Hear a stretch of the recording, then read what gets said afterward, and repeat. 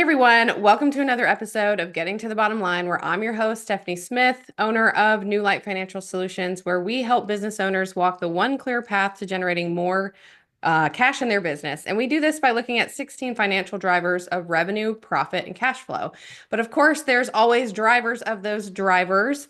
And I'm so excited to have with me here today, Eric, because he's in the marketing space. And of course, marketing drives a lot of the revenue in people's businesses. So Eric is a global marketing strategist and a digital nomad who's lived in 15 countries in the last 3 years with his wife and his 4 teens, drawing on real world experience as a perpetual first time customer and data from hundreds of client campaigns. He created the marketing momentum framework. Eric's on the show today to help you discover how this simple strategy can quickly increase customer activity at a very affordable cost. Thank you so much for joining me today, Eric. Thank you, Stephanie. I'm excited to be here. And I hope you don't ask me to list all 16 drivers because I would fail that quiz. So we'll see how the conversation goes. I won't ask you to list them, and I won't list them Okay. myself. I like to keep things simple and just talk in just general terms, and I want to hear more about you and what you do. So tell me, how did you get into the marketing space?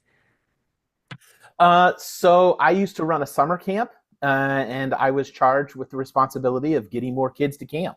And so that was it. Had to do that. So every summer, I did that for 15 years, and I got to experiment every year with outreach and marketing and could see what was working and what wasn't. So that's how I got started in marketing. That is very unique. So I've never heard anyone say something like that, but that's fun. You get to do marketing in the summer. What were you doing every other part of the year? uh, Getting things ready for summer. So the summer camp was year round a gig for me as the executive director, and so getting the programs ready and just coming up with what the summer camp experience was going to be. But the big thing was recruiting campers and staff. So I was recruiting people most of the year.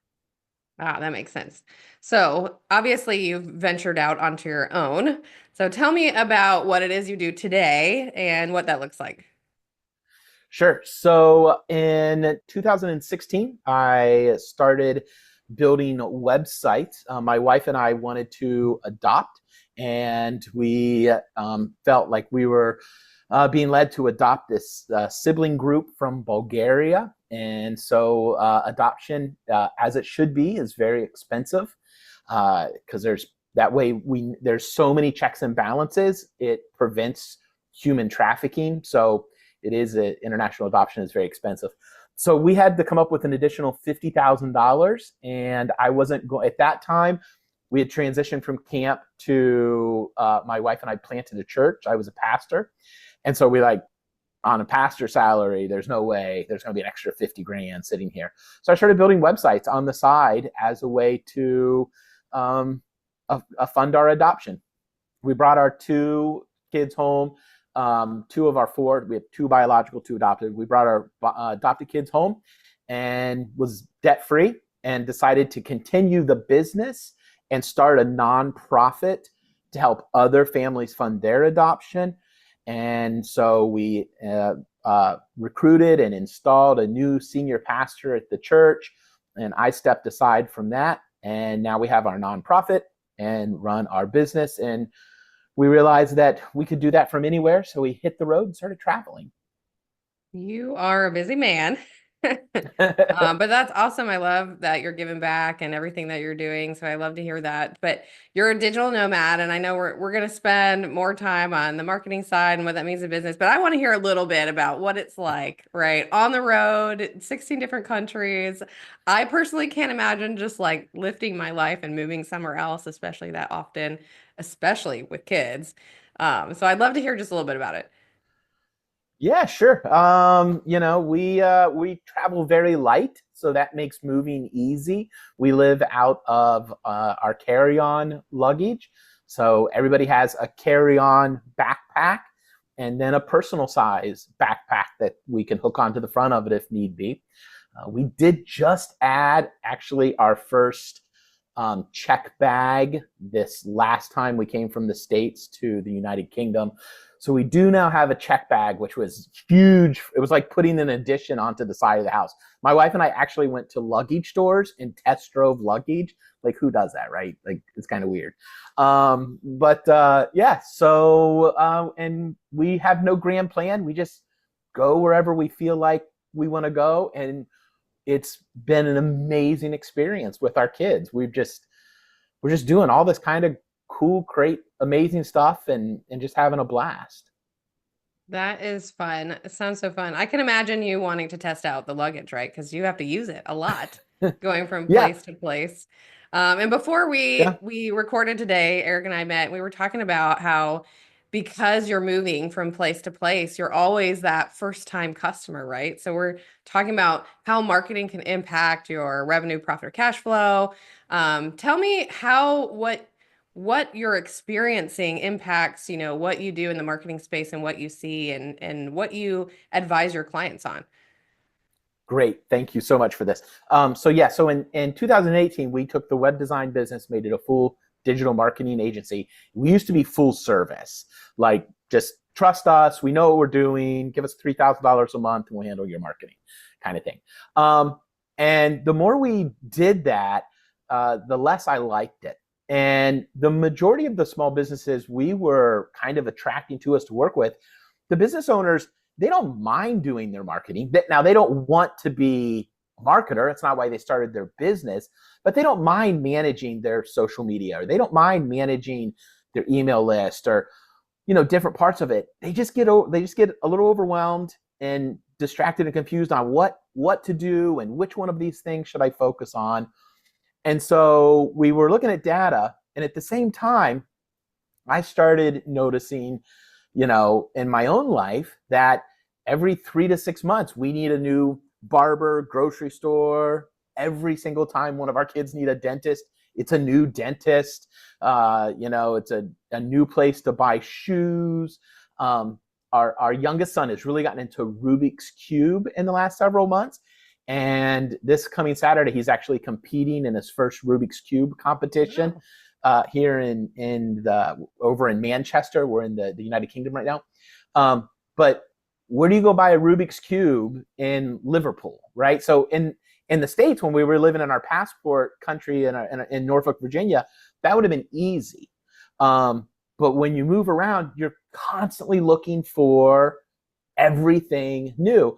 And I started noticing patterns to who got my money and who didn't get my money, and more so, who got more of my money, because in the short time we were there, they turned us into raving fans. And so we kind of started mapping that out, and just over time, we realized that what we had was this framework. And so now what we do is we are no longer done for you, we're done with you.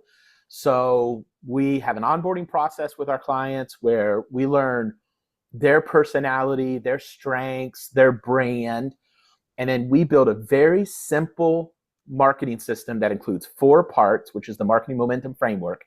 There's 4 parts to it. We make sure that their marketing system has one of each of the 4 parts to it. And then we create standard operating procedures and train them how to run their system. We handle all the nerd stuff. So if there's anything that needs a integration with something or connected or API, we handle all of that. And then we step into a coaching position where we're just answering questions, guiding them, having strategy sessions, but they actually implement the strategy themselves, which in marketing is where most of the money is spent. So we're able to deliver our services at a very reasonable price to our customers because they're not paying us the labor of, creating every piece of content and scheduling it. Why do that? Why pay us to do that when you can do that part of it? So that's where we are now and how we do it. I love that because I feel like, especially if you're in the earlier stages of your business, right? Like we as business owners don't always have the money to hire someone to manage all of our marketing. Let's face it, marketing can be expensive, to Yeah, your point. yeah, And I love that you're like becoming a partner with these business owners and helping them put something together that they can manage on their own. And then I'm sure if they were to ever get to the point of outgrowing that, then they can find someone to do it full service, or I assume you might still sure, offer that to some of your clients. So I love that you're a partner with your clients. Will you tell me more about your framework? sure. So every single customer any business is going to have, that customer is going to start as what's called a lead. Now, home service businesses live and die by leads, so they understand that. That's not the same terminology a baker or a restaurant uses, but it's still the same. It doesn't matter. Everybody starts as a lead. And where everybody starts, the first stage of the framework is awareness. Um, every single time you go to buy something, Stephanie, or sign up for something, you end up doing it because you become aware that you need that thing or that you want it because it's going to solve a problem you have. So, and some marketers call this becoming problem aware. That's fine. There's nothing wrong with that, but we just call it awareness. Now, there's two types of awareness: self-discovered awareness, created awareness. A lot of our customers, there are people every day, all on their own, finding out they need somebody that can replace a windshield. They need a restaurant to go to. They need an event center to have an event at. Like, people are self-discovering all day long they need these things. But we can also use marketing to create awareness for people that aren't yet aware that you are there, or that, there is a solution to their problem. Or we can create awareness that there's an opportunity. One of our favorite things to do is create birthday clubs. We create a lot of birthday clubs for all kinds of businesses. And basically, sign up for our email list and get a free XYZ on your birthday. And they're very, very popular. People sign up for them. And it's one way to create awareness and then capture people's content or contact information. So that's awareness. That's stage one. Do you have any questions about that before I go on to stage two? I don't want to just bulldoze No, through it. like I get the awareness altogether. And I'm thinking to myself, even you talking about self-awareness and then being more mindful. But then I think something that happened to me recently, I'm in a Facebook group with my neighborhood, right? And someone posts about, oh, there's this great new place you should go check out. And it's like, oh, instant awareness that is like neither of those two things, right? Like I wasn't necessarily looking for it. So it is interesting when you think about the awareness piece of how it shows up in your life, and then just being more mindful about that in your business, right? And making it happen. Yeah. Well, we're going to make a full circle here actually in a moment, right back to that example that you just said. So remember that. So that's good. Okay. So after somebody becomes aware that they need something, then they move into the second stage of the framework, which is consideration. Where am I going to buy this? Who am I going to buy it from? How am I going to get this solved? What specific thing do I want this to look like? What color do I want it to be? Like, we have all of these decisions we make about the thing we're about to buy or the service that we're about to sign up for. And so for businesses, you just have to show up where people are going to look. Now, this changes vastly industry to industry. Some places it's Google. Some places it's Maps. Some places it's a different app. It may be Uber Eats now, or DoorDash or something like that. So it could be an app, it could be the internet, it could be friends, it could be a service. Like, we just have to step back and go, where are people going when they want to hire you, when they want to buy your thing? And then we make sure that you're the easiest and obvious choice. To be the easiest choice, you have to show up where people are looking, because people aren't going to keep hunting until they find you. They're going to stop hunting the moment they find a solution to the problem, which, if that's one of your competitors, they're not going to keep looking for you because they're looking for your widget. And so that's where they're going to stop. So we need to make sure for you to be the easiest choice, you show up there. And then the obvious choice, you want to answer people's what we call pre-qualifying questions. So an example I use for this often is dentist. I I love working with dentists, and 99.9% of the time when a dentist comes to us to get a new website, one, their website is way too big, and two, their website talks about their x-ray machine. I don't know why. Every dentist has a infatuation, love affair with their x-ray machine. And it's all they want to talk about. And I'm like, nobody cares. Like, you care at dentist conferences and your friends care, but no patient has ever gone, well, I wasn't going to go use this dentist, but they have the X-Ray 3000 S series. Like, I'm all in for that. People want to know, like, how do they get, do you take appointments? Is it walk-ins? Is there a consultation ahead of time? Do you serve kids? What insurance do you take? People have these pre-qualifying questions. None of them is, what's your X-ray machine? So let's answer pre-qualifying questions. That's consideration. Then we move into purchase, the experience. We can't really help you with this. That's, you do your thing. Except I am flabbergasted how many small businesses don't get my contact information. And the reason is because of the fourth and final stage, which is advocacy. And this is where you just experienced this, okay? Stephanie, you and I and everybody listening, we are, with every brand we've interacted with every place we've ever done business with, we're one of three types of customers. And every customer you have, every customer I have, every customer the listeners have, they are one of three types of customers. They're either a roaring critic, a raving fan, or they're the silently satisfied. And we are the silently satisfied customer of numerous businesses and brands.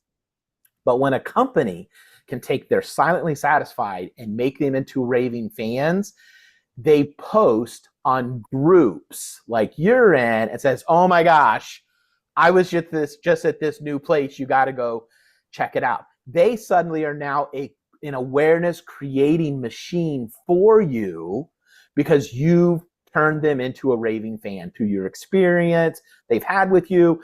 And if it can't happen right at the experience, this is where you begin to engage with people in social media. We capture their email address and, invite them into a deeper relationship, into a deeper story of your brand and your business. And email marketing is still to this day the number one thing most businesses, small businesses, don't do effectively, and they're leaving gold in the backyard. I mean, it's just, they do all this work. And I think this is why, Stephanie, when we first get started in business, like you said, we have to go out and we have to find a customer. And we get them and we're like, yes, okay. But then we need more cash. So we find another customer. Okay. And we slowly, well, I mean, not even slowly, but at the beginning of business, we get this Pavlovian dog response that every time I get a new customer, I get cash. And we want cash, and so we want new customers. And so we just think new customer, new customer, new customer, new customer. When in reality, at a certain point, you should have enough new customers that are being returning customers that you have to do very little marketing. We've got barbershops now that do, hardly any outbound marketing to get new customers because they have no capacity. Because when they see that, in 2 days, we've got 3 open chairs, they send an email, a text message to a segment of their list, and within an hour, all 3 spots are booked. And so they're not spending any money, doing any effort on marketing outside of using their email list strategically. But you have to build it first. So that's the marketing momentum framework: awareness, consideration, the purchase, and advocacy.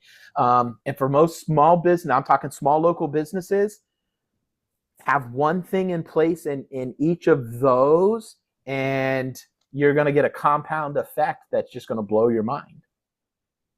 I love that. And I love the idea of trying to make your customers your raving fans, right? Because they're either going to say negative things about you to a lot of people, or to your point, you're going to be silently satisfied and probably not tell anybody, or you're going to be Yeah. the person that's advocating on your behalf. They're selling on your behalf. You don't have to do anything. if you can create that great customer experience or something unique or whatever it is, then people are willing to tell their friends and their family or whoever that they've just experienced that. And it's such an easy way to increase your bottom line, right? We're talking about how all this increases your finances. And some of the drivers that we look at are those things: retention rate. How many times are people buying from you? Are they coming back? Your average transaction value, because people that have already bought from you, they already know, like, and trust you. So why not Hmm. get them to buy from you again? Yeah, And I'm just absolutely. going to chime in Absolutely. and say, I know you mentioned it before, but not collecting people's contact information. That's happened to me a lot, right? You go into a store, you get a service done, and they don't even ask for your name to put on file or an email address. And then they can't follow back up with you and ask you to come back. So that Yeah. it seems like a very simple thing to do. Yeah. It's so, and I just, like I said, I can't get over the places that don't do it. And the ones that do, when we're in a new city, we'll go to, a barber shop, and then, well, our 17-year-old son, in a week, like, he needs a haircut. Well, let's walk over to that one, because we have no loyalty to any place, until somebody takes that little bit of effort and says, hey, do you have kids? Oh, well, we've got a family special, where, get 3 haircuts and the 4th family member gets, free, or whatever. But they may have some program. May have a birthday club. Again, I love birthday clubs. For not for every business. Like, a birthday club would be weird for a credit union, an accountant. Like, it'd be weird if my accountant said, hey, join my birthday club. But there are definitely loyalty type programs, things like that still, it's called an email magnet. And for some businesses, a birthday club is a great email magnet. For other businesses, an expert's guide to download, something like that. But every business should have an email magnet. My sister recently on her birthday went to every place to get all the free stuff. She got her Subway cookie and her nothing but cake. And she came home, she's like, look at all the stuff I got. And I'm like, what have you been doing all day? Yeah. Yeah. But she's But you're been to not the all only one those she told. places. She's been to them. Yep. Yep. Yep. Yep. And she'll Absolutely. And you're probably not the go only one she back. told. Yeah. Right. So that's fun. That's She fun. posted, yeah, she posted on Facebook and she told everybody about it. So it is that kind of like advertising, free advertising when other people are telling about your brand. So I love that. And it's interesting that you mentioned that you're not loyal to anyone, right? Because you're moving from place to place, and it's almost a catch-22. We're talking about re-engaging your existing clients, but there are a group of people that aren't really loyal to anybody. So Yeah. how do you make your decisions to pick who you're going to go to for the first time and whether or not you go back to see them? Reviews, reviews, reviews, reviews. I mean, it is, because most of the businesses we look for are going to be in Google Maps or Apple Maps. And so we're going to see it's called the map pack. It's the first 3 people that Google shows us based upon our location, criteria, and history. And then the signals that Google has got about these businesses.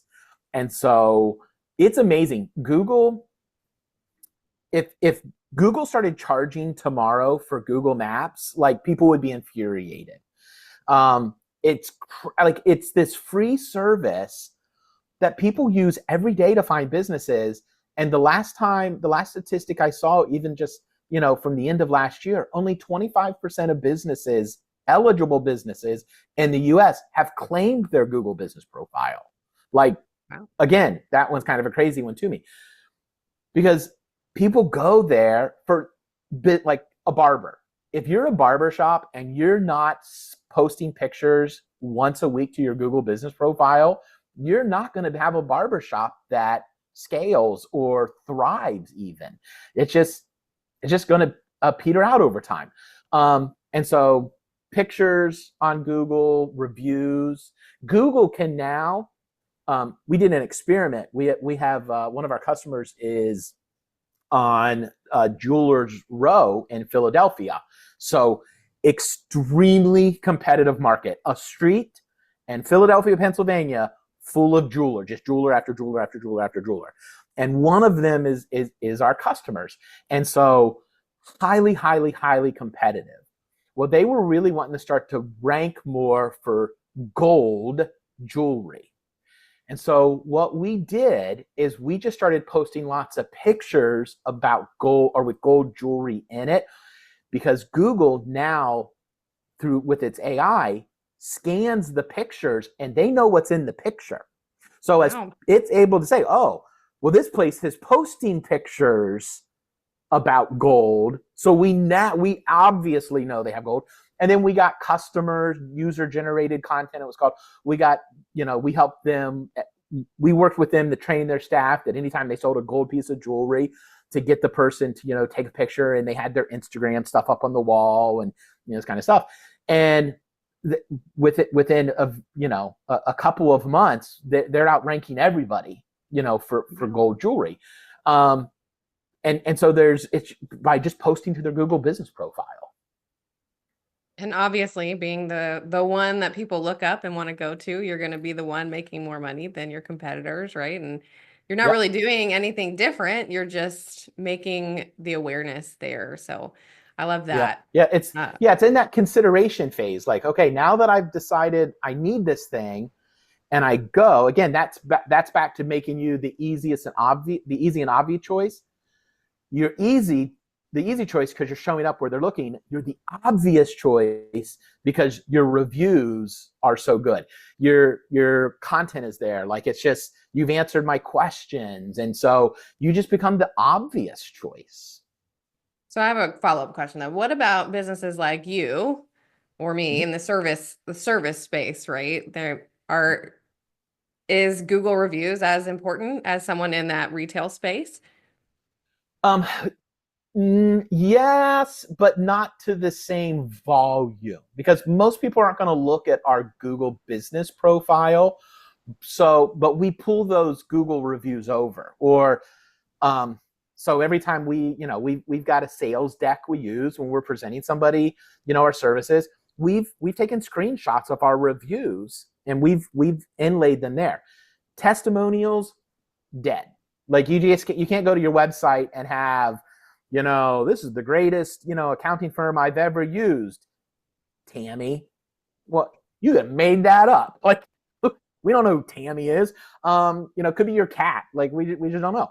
But a third party reviews from a third party service, people trust. And we had clients last week a little bit concerned, because it was last Wednesday, um, thousands upon thousands upon thousands of reviews disappeared from the Google platform across businesses. We had businesses suddenly lose anywhere from 2 to 200 reviews, Wow. because Google did a sweep and they cracked down on fake reviews. And our customers didn't. So our customers, we don't do fake reviews. We don't do AI generated reviews. They're all legitimate reviews from their customers.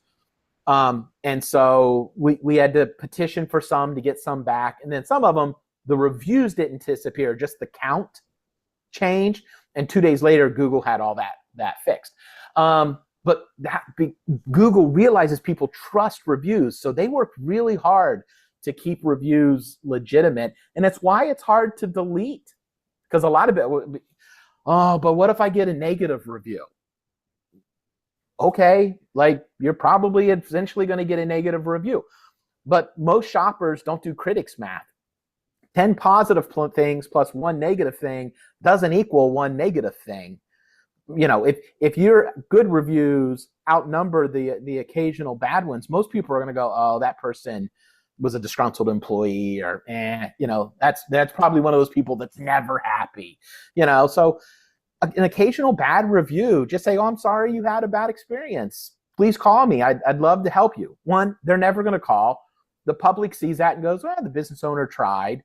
And that's it. I We was going stress to about say it as the how the business business owner. owner handles those bad reviews makes a big difference. Because if you see the business owner like fighting back in the Google reviews, you're like, this doesn't look good. Yes. Yes. Yeah, absolutely. Oh man, this is such a great conversation, Eric.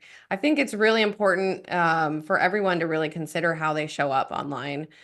So if somebody just getting started and they know they're hearing this conversation, they're like, this all sounds great. If you were to give them, what's one thing you would want them to take away or to get started with today? If I was going to start all over again, I would really have my email list building from day one. The money's in the list. And so I would have some type of CRM, customer relation management software. It doesn't have to be fancy. You don't have to have one that's weighting opportunities and scoring them and all that kind of stuff.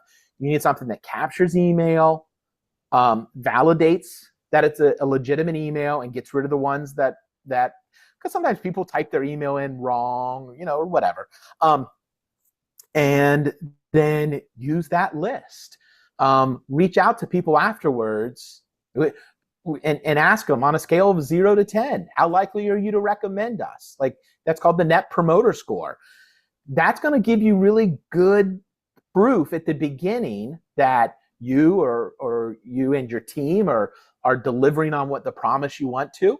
It's going to start giving you testimonials and reviews that you can start to share, and get screenshots of that stuff and say, wow, look at this. The first, our last 10 customers all said on us, that they're extremely likely to recommend us. Like, that's a lot. That's powerful for people, your potential new customers, to see that. You're helping them make their decision easier. And we all want our decisions to be as easy as possible.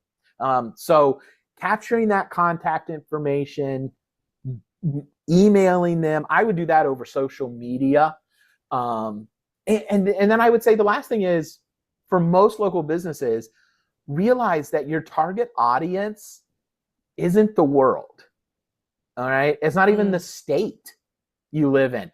A barbershop in a city, their 95% of their customers will be within a half a mile. But they feel like they got to do this marketing, or, well, I wonder how I can they'll be at a basketball game, or they'll be at a movie theater, and, well, maybe I should get an ad like these other local businesses. Why? You're 20 miles away from your barbershop. Ain't nobody coming to your barbershop from this side of town. Your geographic target area is actually really small. I think it's bigger industry to industry.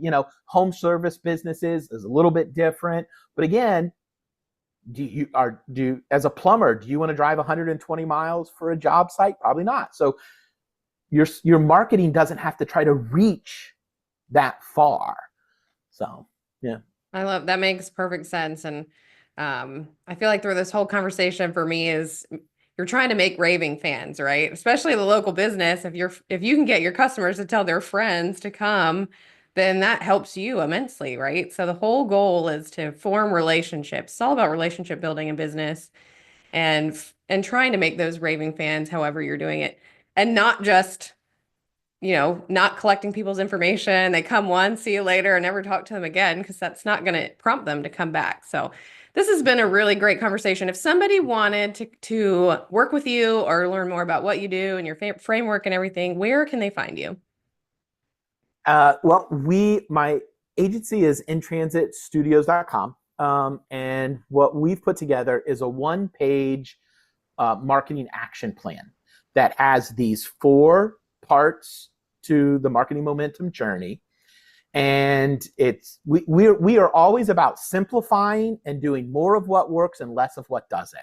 Like, those are 2 of our core values for our company. Simplify, do more of what works, less of what doesn't. And so this one-page marketing plan, we want to make that available to people, and to help them get the most out of it. We have a quick assessment that people can take. It takes only about 4 minutes. And at the end of it, it's going to let them know, this is the stage you're already doing really good at. This is the stage you should work on. And then when you take those results and write them on the one-page action plan, you're going to be able to go down under that and say, okay, this is the thing I need to work on, and here's an idea that I can implement right away to start testing this to get some results. And so I read the results of those, and I'll reach out to people after they submit it. And then that whole like one of the things that we offer is it's called an online reputation report card. So we've got a tool that we use to find your reviews, and we often, and by often I mean 80% of the time at least, we find reviews online that people didn't even know they had. There are review sites, there are all kinds of review sites that you may not even be aware of that some people were using. And so we call that an online reputation report card. And we will run those for people and give those to people. But the best is to start with the one-page action plan, and then get that at mymarketingscorecard.com. So they just go over to mymarketingscorecard.com, take this assessment. Like I said, it's about 4 minutes. Gives them a real clear picture of how they're doing, what's the one area they need to focus on.